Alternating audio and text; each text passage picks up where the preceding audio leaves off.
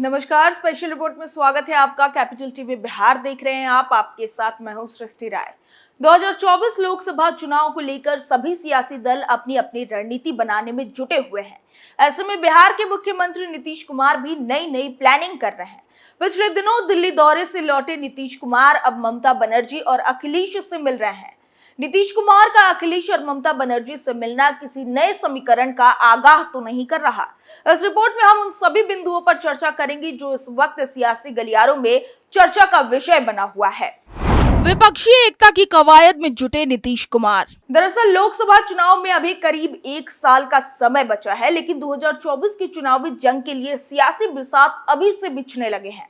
BJP के नेतृत्व वाले राष्ट्रीय जनतांत्रिक गठबंधन एनडीए को चुनावी शिकस्त देने के लिए विपक्षी एकजुटता की बात चल रही है। इसे लेकर बिहार के मुख्यमंत्री नीतीश कुमार एक्टिव नजर आ रहे हैं। हाल ही में दिल्ली का दौरा करके पटना लौटे मुख्यमंत्री एक बार फिर से सियासी दौरे पर निकले हैं।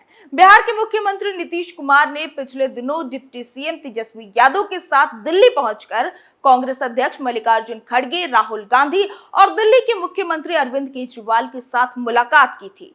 और अब नीतीश कुमार फिर से तेजस्वी यादव के साथ यात्रा पर निकले हैं। माना जा रहा है कि इस बार नीतीश कुछ धमाका करने वाले हैं। साल 2024 के चुनावी जंग से पहले विपक्ष को एकजुट करने की कोशिश में जुटे बिहार के सीएम नीतीश कुमार ने डिप्टी सीएम तेजस्वी यादव के साथ कोलकाता पहुंचकर तृणमूल कांग्रेस के अध्यक्ष और पश्चिम बंगाल की मुख्यमंत्री ममता बनर्जी से मुलाकात की। उसके बाद वो सीधे लखनऊ पहुंचेंगे, जहां उन्हें यूपी के पूर्व मुख्यमंत्री और समाजवादी पार्टी के राष्ट्रीय अध्यक्ष अखिलेश यादव से मुलाकात करनी है।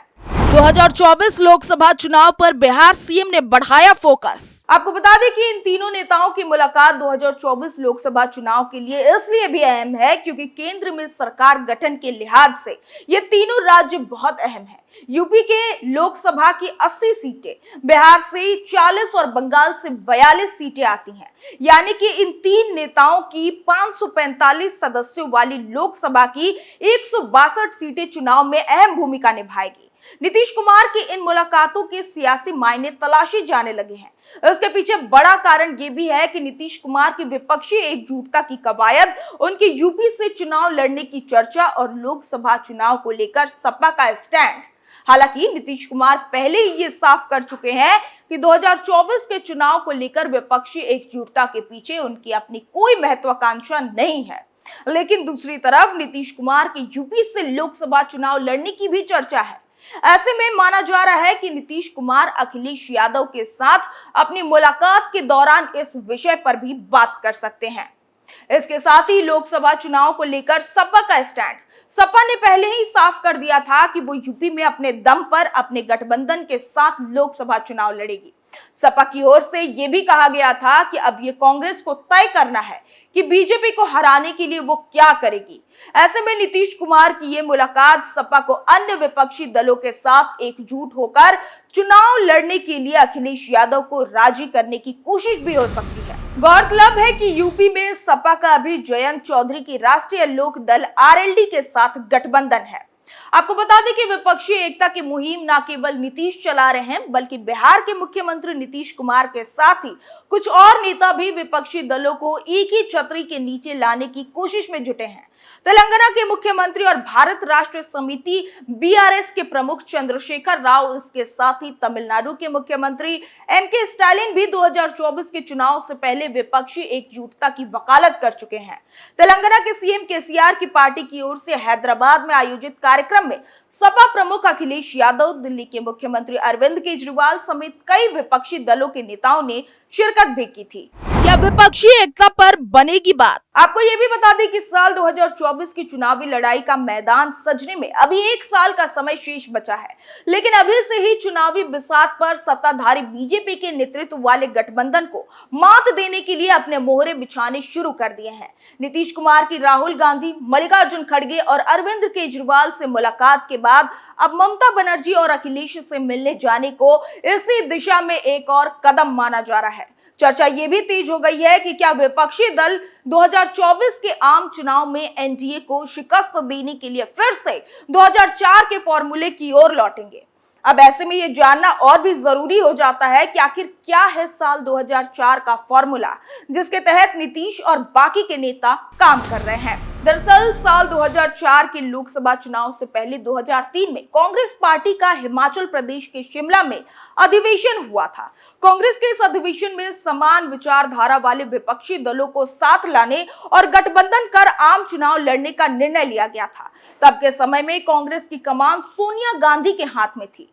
कांग्रेस ने बीजेपी के नेतृत्व वाले एनडीए को मजबूत चुनौती देने के लिए 5 राज्यों में समान विचारधारा वाले 6 दलों से गठबंधन किया और नींव रखी। संयुक्त प्रगतिशील गठबंधन यानी कि यूपीए की नींव रखी गई थी। यूपीए में तब कांग्रेस के साथ महाराष्ट्र में राष्ट्रवादी कांग्रेस पार्टी एनसीपी, अविभाजित आंध्र प्रदेश में तेलंगाना राष्ट्र समिति, अब भारत राष्ट्र समिति, तमिलनाडु में डीएमके, झारखंड में झारखंड मुक्ति मोर्चा जेएमएम, यूपी में राष्ट्रीय लोक दल आरएलडी और बिहार में लोक जनशक्ति पार्टी एलजेपी थे। लेकिन यूपीए ने प्रधानमंत्री पद के लिए एनडीए का चेहरा अटल बिहारी वाजपेयी के मुकाबले अपने पत्ते नहीं खोले थे। अपने मिशन में कितने कामयाब होंगे नीतीश? कांग्रेस ने 545 सदस्यों वाली लोकसभा की 417 सीटों पर अपने उम्मीदवार उतारे थे और बाकी की सीटें सहयोगी दलों के लिए छोड़ दी थी। चुनाव के नतीजे आए तो कांग्रेस को बीजेपी की 138 सीटों के मुकाबले 7 सीटें अधिक मिली थी। कांग्रेस 145 सीटें जीतकर सबसे बड़ी पार्टी के रूप में उभरी और यूपीए की सीटों का आंकड़ा जादुई आंकड़े से 58 सीट कम यानी 215 पर ही रुक गया था। ऐसे में बीजेपी सरकार का विरोध कर रहे दल या तो बहुमत से पीछे रह गए और यूपीए में शामिल हो गए या फिर सरकार को बाहर से समर्थन दे दिया। सपा और बसपा जैसी पार्टियों के साथ तब वाम दलों ने भी यूपीए सरकार को बाहर से समर्थन दिया था। अब ऐसे में कहा जा रहा है कि 2024 में भी 2004 वाला फॉर्मूला दोहराया जाएगा। उसके कई संकेत हैं। शिमला अधिवेशन के ही तर्ज पर पिछले दिनों रायपुर अधिवेशन में भी कांग्रेस ने समान विचारधारा वाले दलों से गठबंधन का प्रस्ताव पारित किया। कांग्रेस अध्यक्ष मल्लिकार्जुन खड़गे और राहुल गांधी ने नीतीश कुमार से मुलाकात के बाद उस विपक्षी एकजुटता की दिशा में ऐतिहासिक कदम बताया था। अब ऐसे में यह जानना और भी जरूरी हो जाता है कि आखिर साल 2004 में हालात क्या थे। दरअसल साल 2004 में लोकसभा चुनाव होने थे। इससे पहले साल 2003 के अंत में मध्य प्रदेश, छत्तीसगढ़ और राजस्थान में विधानसभा चुनाव हुए।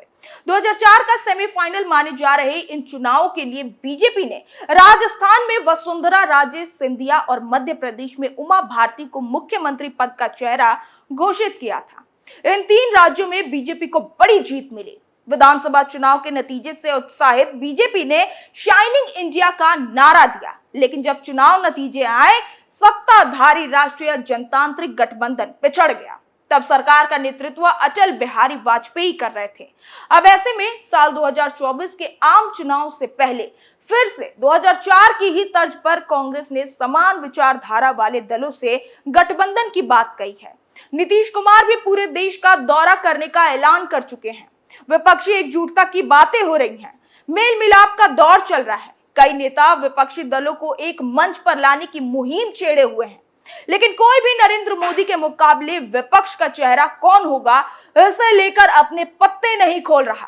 खैर, अब तो चुनाव के बाद ही पता चलेगा कि नीतीश कुमार की विपक्षी एकता का कितना फायदा उन्हें मिल पाएगा। स्पेशल रिपोर्ट में आज के लिए बस इतना ही। कल फिर पेश होंगे किसी नए मुद्दे के साथ। तब तक के लिए देखते रहिए कैपिटल टीवी बिहार। नमस्कार।